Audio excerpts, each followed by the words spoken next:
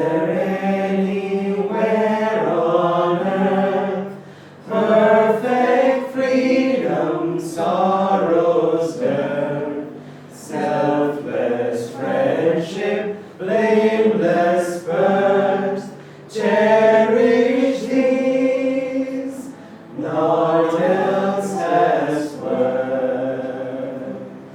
Is there anywhere on earth perfect freedom, sorrow's dearth, selfless friendship, blameless birth, cherish these, naught else has worth. Truth is one and eternal. Realize oneness with it in your deathless self within. The following commentary is based on the teachings of Paramahansa Yogananda. In the Gospel of St. John, chapter 1 in the Bible, we read, "The law was given by Moses, but grace and truth came by Jesus Christ." Grace means the power to rise spiritually. Truth means the experience of divine realities, not the application in the outer world of that inner experience. Divine love is the soul's experience of oneness with God. Kindness is the human manifestation of that love.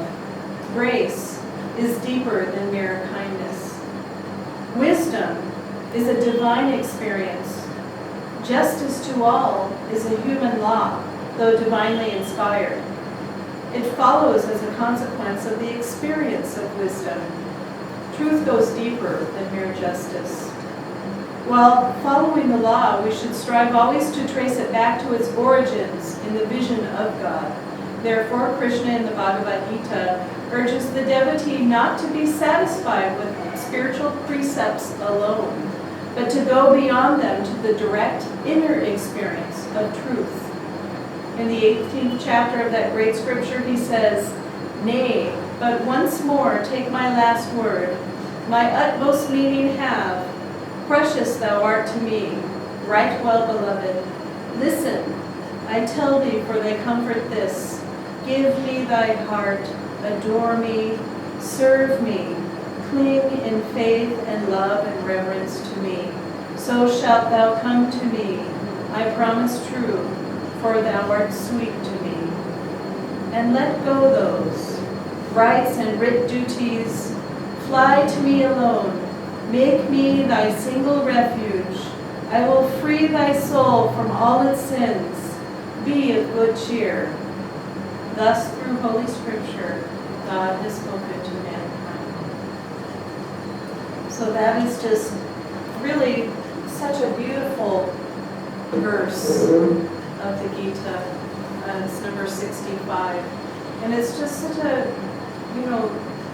perfect to have Krishna talking to the beloved in this way and just telling us, just give everything, our whole body, mind, and soul to him. And it's interesting that, I don't know, maybe about 18 years ago, there was a man that we knew very well who died recently. He's part of Ananda in America. And I served with him in Ananda, Palo Alto for many years, and he actually was very on fire with the Bhagavad Gita. And as you know, we study the Bhagavad Gita at Ananda just as equally as the Bible. But he especially must have had some samskar before of having been a Gita scholar. And so he used to put on these Gita assemblies. It's funny or interesting how there was one particular Gita assembly just specifically on this verse. And he somehow did a little research on the melody of some of the ways the Gita can be sung.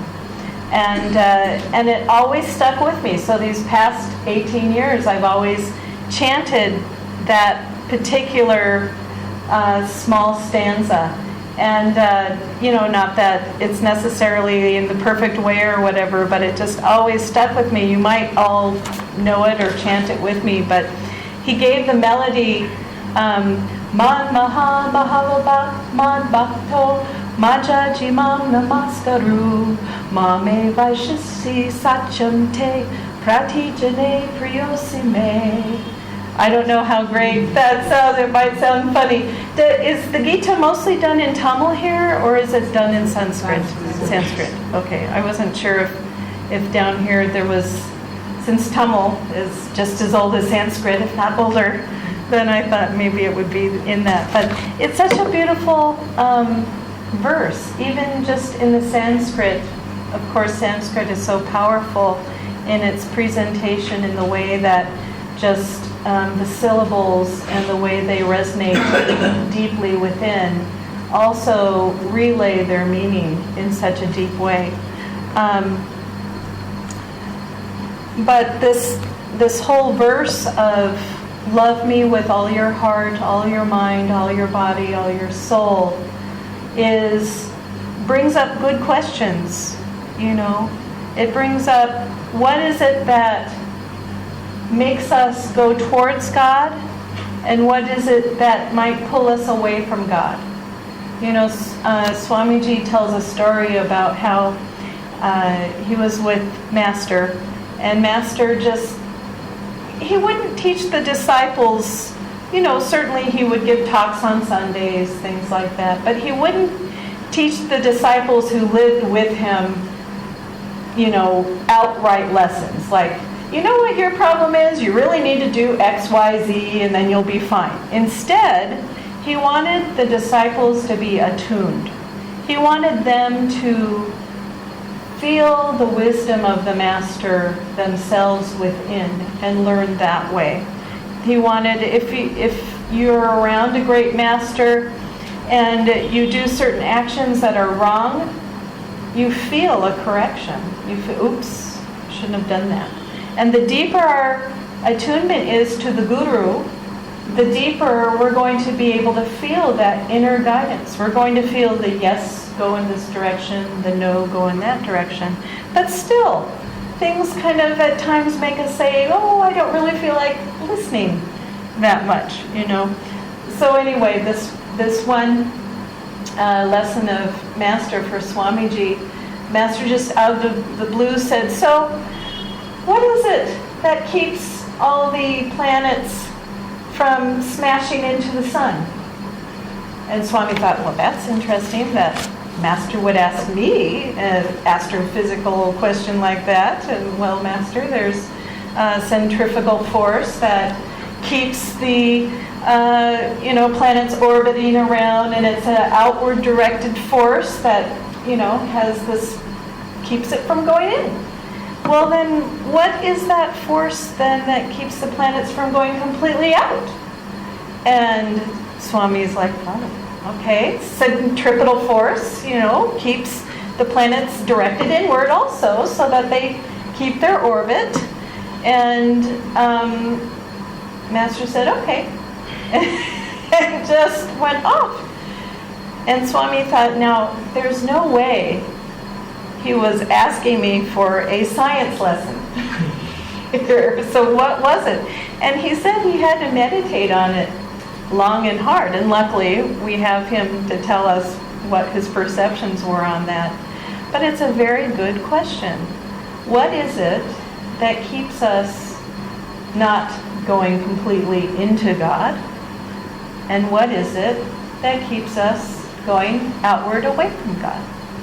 We all have our own orbits around God. And sometimes they're wider, and sometimes they're closer.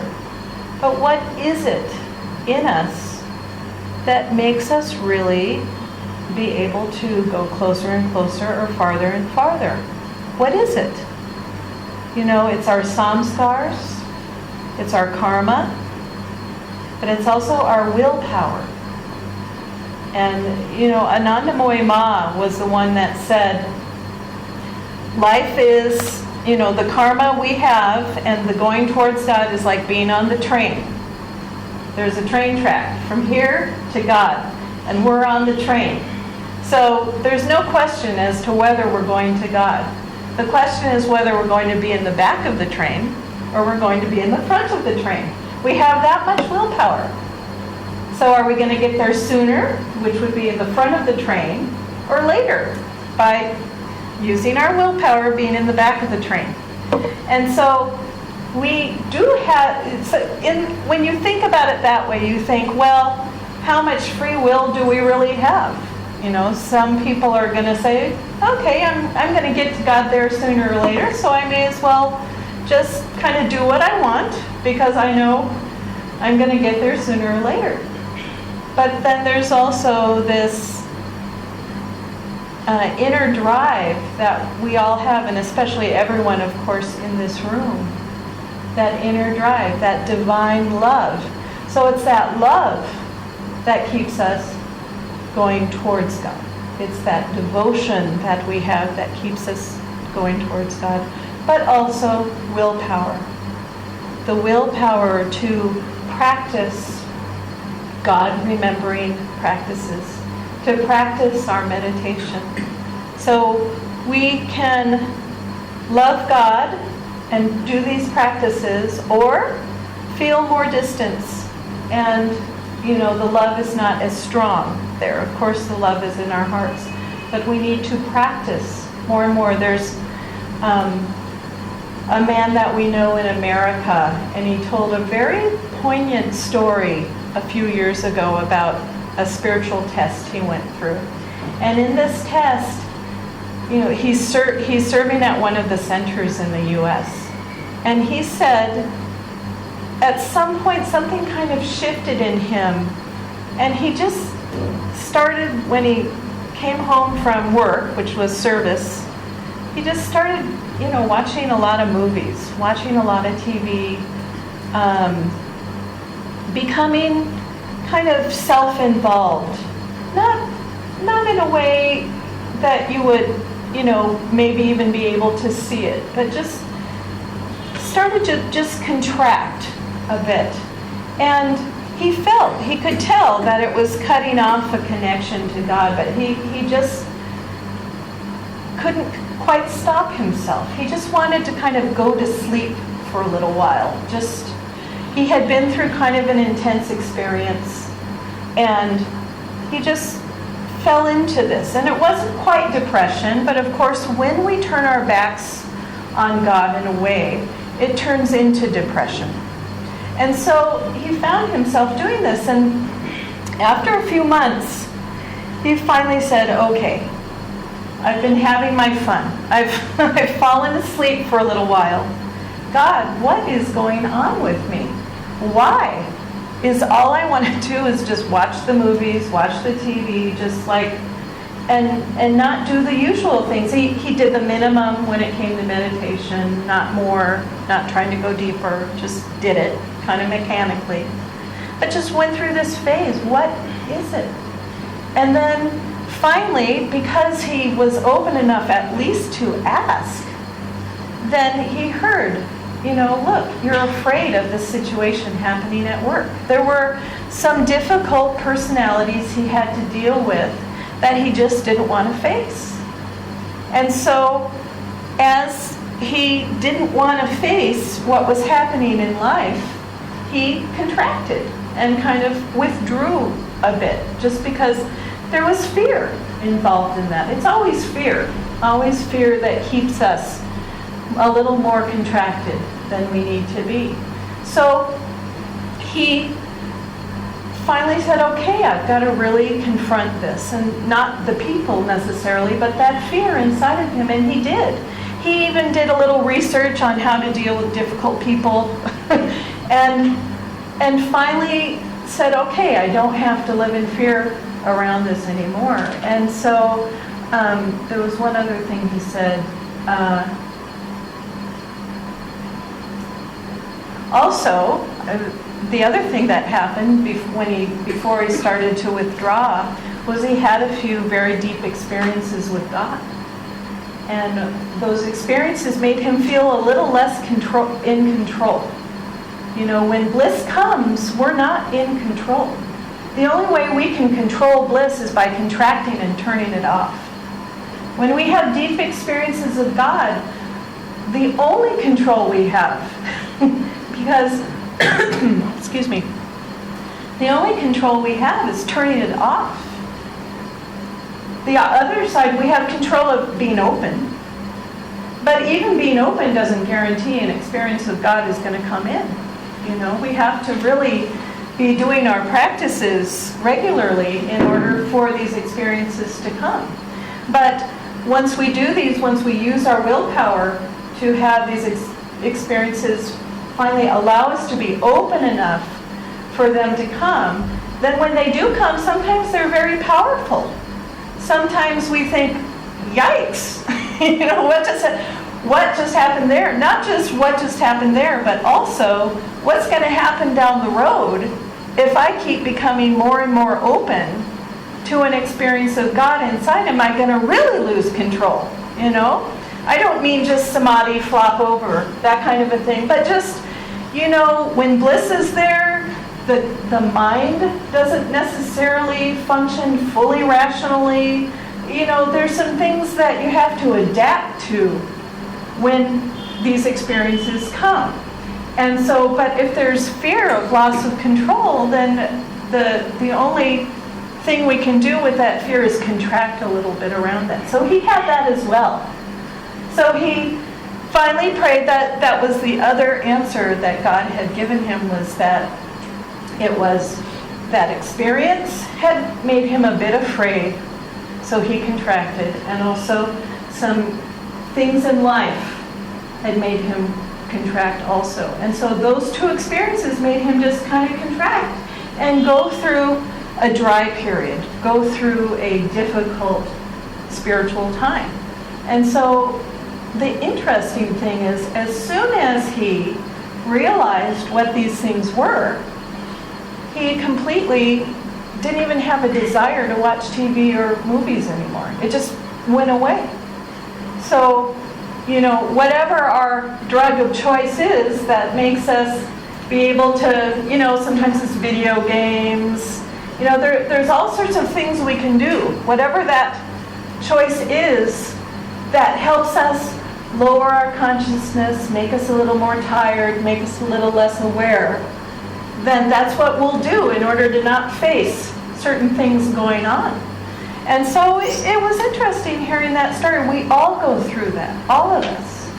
And we all have the ups and the downs and the ins and the outs. And it's interesting, we teach Kriya Yoga here, that kind of thing. Those who are in the beginning classes are very much, I want Kriya Yoga, I want Kriya Yoga, I want Kriya Yoga, I want Kriya Yoga. It's like, guess what? As soon as you get Kriya Yoga, you have the rest of your life to practice Kriya Yoga, to go deeper, to go through your ups and your downs and everything. So, it might seem like the goal is Kriya Yoga, but the goal is going to be much more than that. And so, okay, you get Kriya Yoga this year, or you get it at the end of the year, whatever it is, fine. 6 months, 9 months, 12 months, who cares? Because you've got a good, 60 to 80 more years to go for some. There's a lot of years then of Kriya Yoga to practice. And so this is a reality. We all have these ups and downs like that. And so on the one hand, it's kind of nice to know, but then we can also ask, okay, I say in my prayers, I want to be closer to you. I say in my prayers, please come to me as deeply as you can. I read in the Gita, give me thy heart, adore me, serve me, cling in faith and love and reverence to me, so shalt thou come to me. I promise true, for thou art sweet to me. So that is like the ultimate in just giving everything over. Okay, we want to do that, but why don't we physically? we can say it as much as we want in our prayers, but if our actions and if our mind and our willpower is not in alignment with that, then our orbit is wider around God. So we know the desire is there. Great. It's a blessing actually to want God. It's a blessing to love God. It's good karma, actually. And there are times some people will have the karma to love God, and then the karma runs out. When that karma runs out, we hope that that person has cultivated enough spiritual habits and that type of thing to go through the dry period in order to then get back to that love again. But if someone's just riding on the coattails of their good karma of loving God without putting self-effort in, then that karma can end, and then they get pulled back into a more worldly life where their interest is semi there around God, but not necessarily on fire. Most people we notice who walk into the store, they're on fire. People have a fire in their heart to find God, and this is a wonderful support group or satsanga that supports that fire in terms of pursuing God. And it's a very high vibration. It's a safe vibration to be in, and it's a deep blessing to have that desire to want God. So we need to ask ourselves, what is it that is keeping my orbit where it is? Despite all my prayers, all my mental thoughts about what I want to have towards God, we need to ask, what is it? What's my next step, God, to make my orbit a little bit closer? And also, what is making my orbit be farther? Why is my orbit where it is? I mean, these are good questions to ask. Just kind of when you go home today or when you have your sadhana tonight, just ask, what is it? Tell me what it is. What is my fear that's making me do this? Is there something, a habit that I can change, or something that I can change that can kind of just help me go back a little bit closer? Is there something? Yoganandaji talked about how habits, when we do them over and over again, create grooves on the brain, well, everyone here might be old enough to remember records. I don't know. When I was a kid, we had records. You probably never saw a record, right? Did you ever see a record? No. But you never had a record player, I bet. No, we saw it in the movies. Yes, in the movies only. Yeah. I had records. I listened to the Beatles. I have these records. And so they have grooves. And maybe, do CDs have grooves? No, they have ones and zeros. So, but the records have the groove, and when Master was alive, they had records. So, but the brain is the same way. We have those synapses, we have the brain connections. Basically the wiring that's going on in our brains. And so the more we practice a habit, the more that habit creates the groove, good or bad. And so in order to get over a bad habit, you really have to really use the willpower again to erase that groove, to not go into that groove. There was a man who recently died in the U.S. who got into drugs when he was in his 20s, and then he became sober and led a very successful life for the next 24 years of his life. And then suddenly drugs took over again. And they say, when people have these drug addictions, that really the addiction doesn't necessarily go away. That the body memory of that experience is so strong that all it takes is a drop of that alcohol or a drop of a drug to make that happen again. And Yoganandaji even made a comment about alcoholics. He said that, of course it can all be overcome, but for some, alcoholism might be their one test in this lifetime to get over.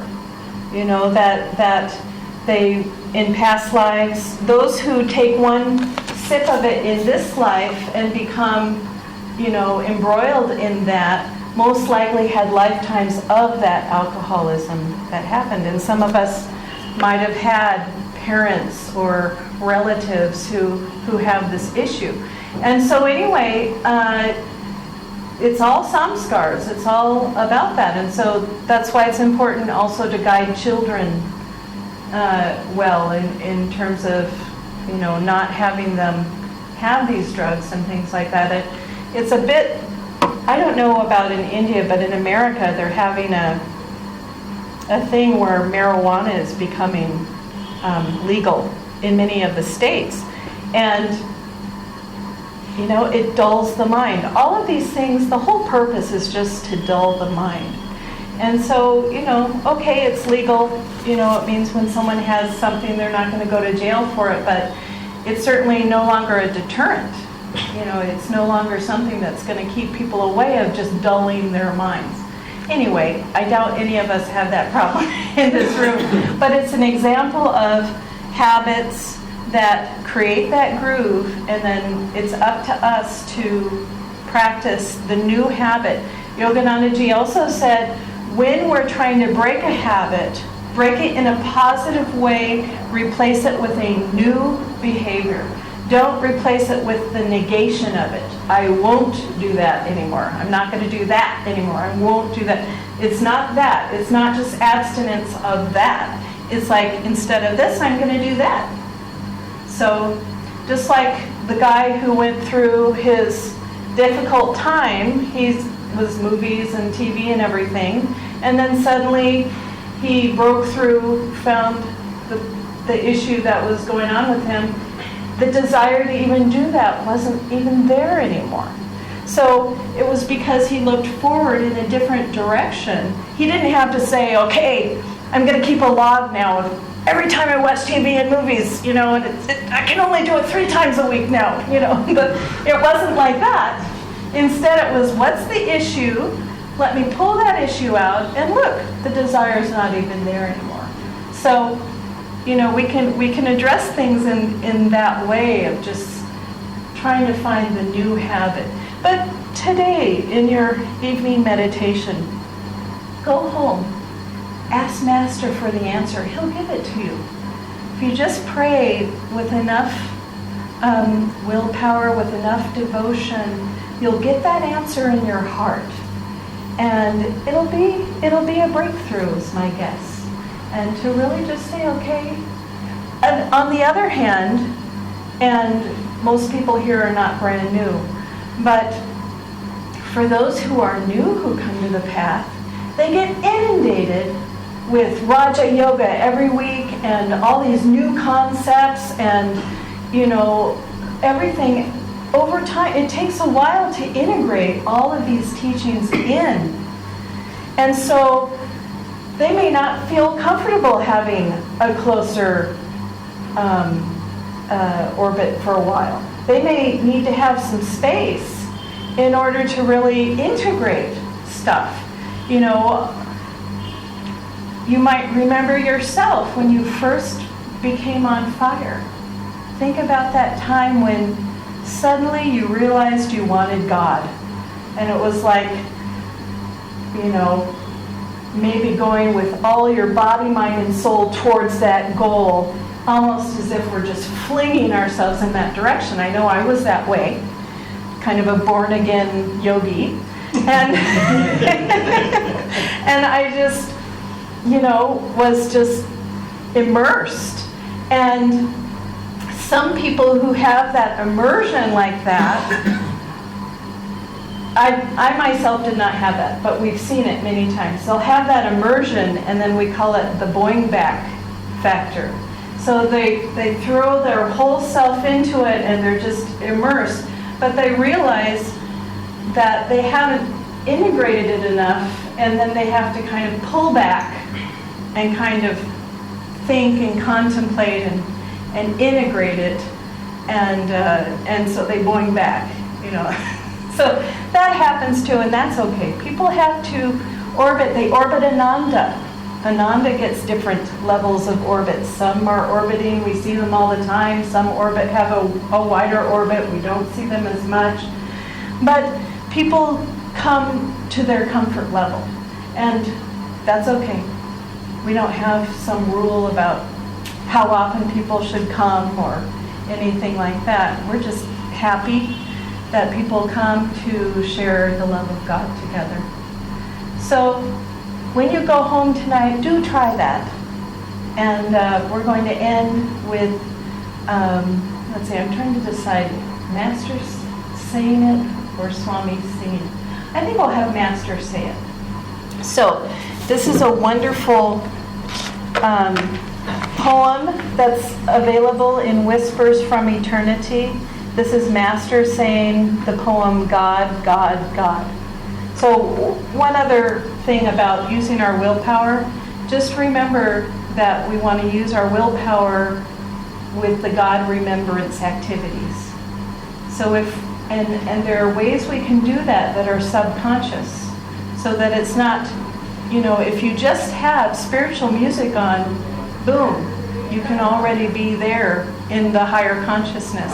If you just have, you know, we have a lot of recordings. There's the videos. Luckily, we have some really techie, savant Ananda people who keep all the websites full of audio and video recordings. And someone just mentioned the other day he discovered Ask Ananda Experts, which is on the ananda.org website. It's a wonderful thing, and you can go, and hundreds and hundreds, if not 1,000 questions by now have been asked and answered. And if you have a specific question that you don't want to ask us about, you can go online and you can go online and you can just ask. And it's a wonderful thing. But you can go on ananda.org. You can go on. We have one friend in the U.S. She lives far away from any Ananda center, any Ananda community. So she lives basically through the web for her.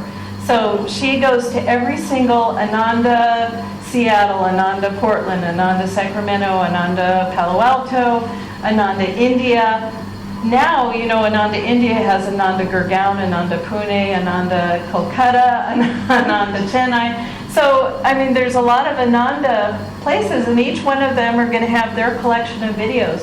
Right now, Ananda.org, though, which is wonderful, is starting to really bring all of Swami's videos. I mean, he's available in all places, but now, you know, we have this backlog of all these videos that he's done. So those videos are getting uploaded as well on ananda.org. So just, these things are passive ways to bring the mind. They're not sitting in meditation. They're, you know, rather than, oh, I feel like watching my favorite something, instead it's like, oh, I think I'll watch Swami today. And then that will just raise the consciousness. I used to have an alarm clock radio that you put a tape, a cassette tape.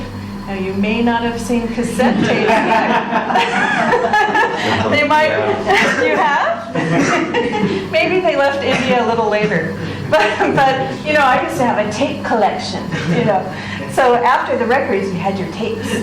And so we had all of Swami's music on tapes. So I would put the tape in my little alarm clock and wake up to Swami every morning. Now, on my iPhone, I can listen to anything I want, anytime I want, watch anything I want, anytime I want. And just have on our computers, we keep a collection of Swami videos, all the Ananda music. So, I mean, you can just become a collector of spiritual stuff, and all you need is your laptop or your phone, and you've instantly got your inspiration center going right there.